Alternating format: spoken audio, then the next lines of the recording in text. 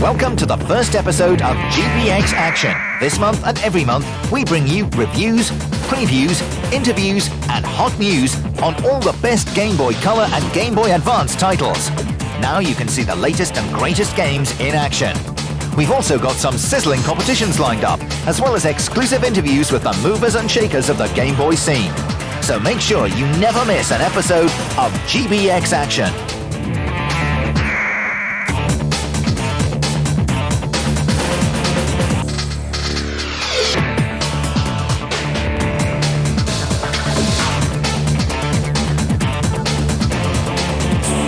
Interactive Imagination's Magi-Nation is taking America by storm. The game's hero, Troy Jones, enters a cave as a dare and is transported into another dimension.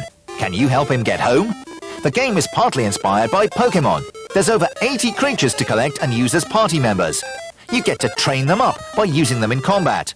No UK release date has been set for Magi-Nation, but given its popularity in the States, it's bound to make it over here soon.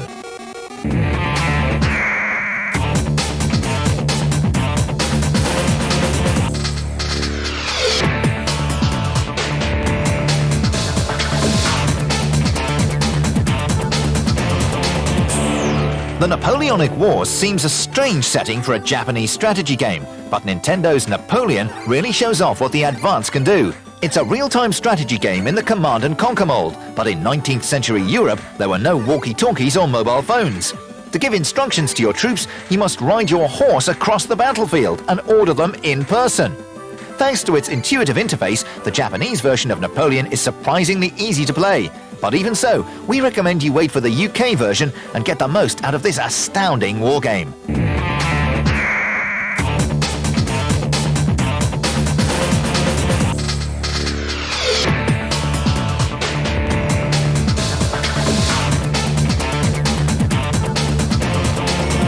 This cartoon-style kart driver lives up to its name. It's completely crazy and great fun to play too.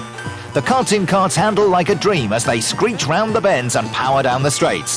The power-ups are cool too, unless you get a guided missile up your exhaust yards from the finish line. The only problem with Konami Krazy Racers is that it's shamelessly derivative. It's a blatant copy of Nintendo's Mario Kart, a game that's already thrilled on 2 console systems. At GBX Action, we reckon you should wait and see what Mario Kart's like before buying this. The Konami Tribute is a good game in its own right, but there's room for improvement.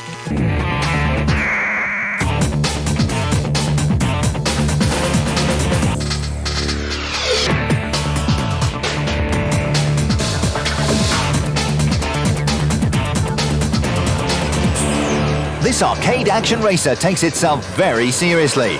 There are no power-ups or vehicle upgrades to be won, but the actions are smooth as Captain Picard's head, and the enemy drivers just ooze artificial intelligence. The game's hover vehicles force you to develop a brand new style of driving. Feather the accelerator on the tight bends to improve grip and keep your foot to the floor on the straights. Staying away from the energy-draining walls is a winning formula in the early rounds, but as the game progresses, it's harder than a bodybuilder in bother boots. Soon you need to take the racing line to shave seconds off your lap times if you're to win. Some may complain it's only an SNES game with a few tweaks, but as it's an all-time classics SNES game and a real rave on the Advance, who cares? F-Zero Maximum Velocity has set the standards by which other Advance racers will be judged.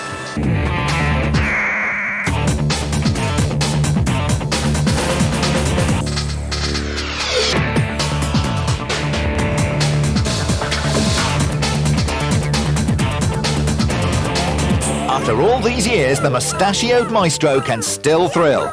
Super Mario Advance marks his Game Boy Advance debut, though the game is an update of the classic Super Mario Bros. On the NES. The graphics are incredible and really show off the power of the new machine. The Advance's superb sound chip is also put to good use, with excellent background music, top effects, and even sampled speech. Instead of bouncing on baddies' bonces, here you topple them with turnips, so keep your throwing arm fit. An original Mario game for the Advance would be cool, or even a conversion of the SNES game Super Mario World. But Super Mario Advance is a top game in its own right.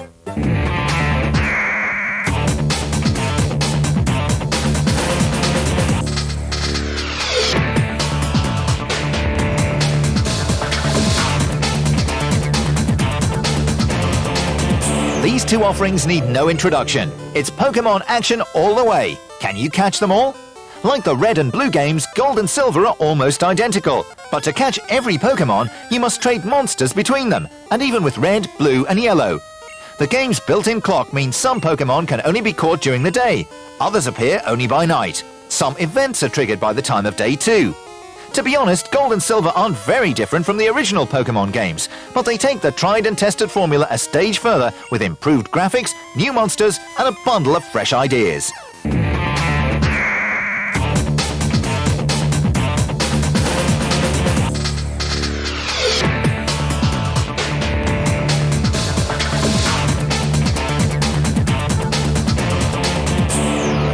It's amazing what the Game Boy Color can do. Rainbow Islands is an all-time classic coin-op, and TDK's handheld conversion is near perfect. The aim of the game is to progress ever higher, reaching the goal at the top of each level and beating the boss baddie before moving on to the next island. You'll need all your rainbow throwing skills to take out the enemies based around military vehicles, insects, toys, and even the bricks from Arkanoid. Unfortunately, the game's collision detection isn't up to scratch. You frequently batter a baddie with a shot that should have missed. The bosses are of variable quality too.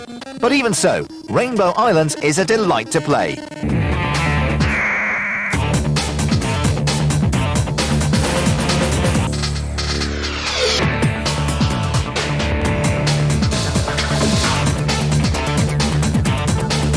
Rayman's proved a big hit on the PlayStation, and now he's heading for the big time on the Advance too.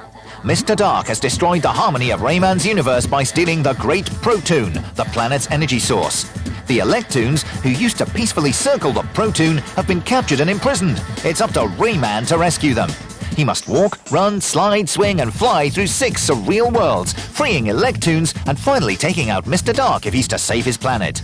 Rayman is as cute as ever. He has no limbs. Instead, his head, hands, and feet float near his body. Sounds ridiculous, but works really well. The animation's incredible, as you can see from this movie.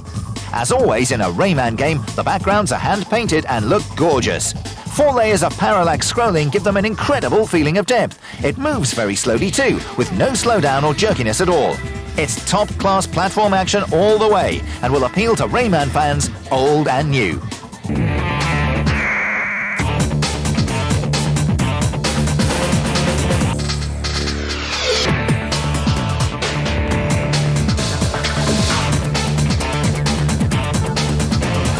It might not have much to do with Pokemon, but Nintendo's Pokemon Puzzle Challenge is still a great puzzler. The aim of the game is to clear tiles by making lines of 3. These then disappear, and any above them come crashing down. It's colourful, addictive, and incredibly good fun. With a range of exciting modes, including a great 2-player battle, this is a game for puzzle fans rather than Pokemon freaks.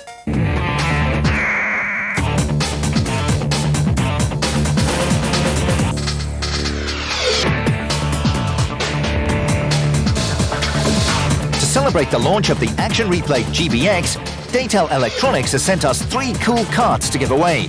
The 3 lucky viewers will walk away with the ultimate cheat cartridge for the Game Boy Advance, absolutely free. To be in with a chance of winning, all you have to do is answer the following question. Who's the delicious all-action girl on the box of the Action Replay GBX? Is it A. Jemima, B.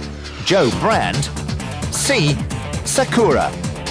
If you think you know the answer, call the competition line now on 09064 701 722 and follow the online instructions. Calls cost 60p a minute at all times, so get permission from whoever pays the bills before you dial. You'll be asked for your answer and for your name and address. Lines will close at midnight on Wednesday, the 11th of July 2001. Winners will be picked at random by our computer and announced on the Code Junkies website, www.codejunkies.com.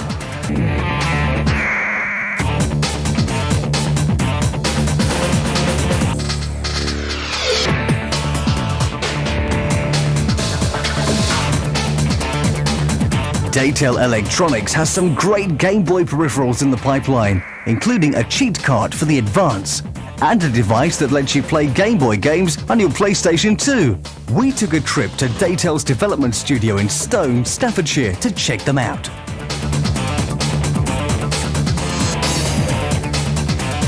The Action Replay GBX will allow you to open secret levels in a game, access hidden weapons, areas, give infinite ammunition, basically turns you into a gaming god. You can breeze through the entire game with our codes.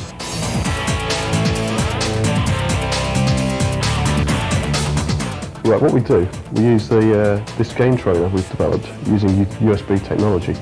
What that does, it actually intercepts the game code as it goes through into the Game Boy Advance.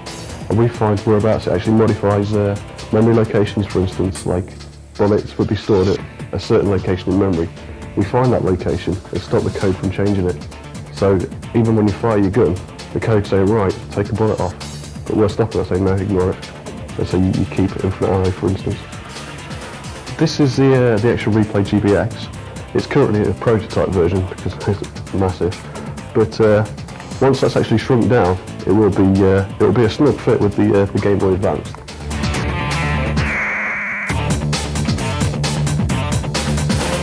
Basically, we'll hack all of the games available at release day. But it won't stop there. We have a team of hackers that we actually go over the existing games again and again, finding more and updating.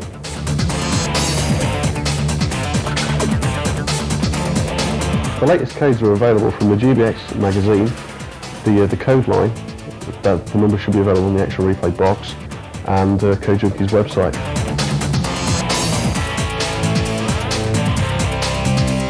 Because Pokemon Advance is going to be such a big hit, we're going to pretty much intend on busting it wide open every single character, basically get like Mew in the first edition of Pokemon was a secret character, only opened in certain ways.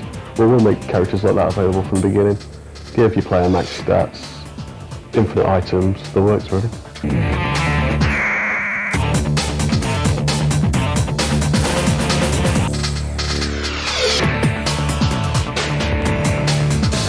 This month's top tip is for Electronic Arts platformer Merlin. When you reach the end of the game, you face a huge dragon with fiery breath. To kill it, jump from one of his feet to the other, firing upwards mid-jump by pressing up and B. When one of his feet flashes, he's about to lift it. Jump to the other or get frazzled in the lava underneath. When he opens his wings, he's about to breathe fire. Make sure you're not in the air. Shoot his head several times to win.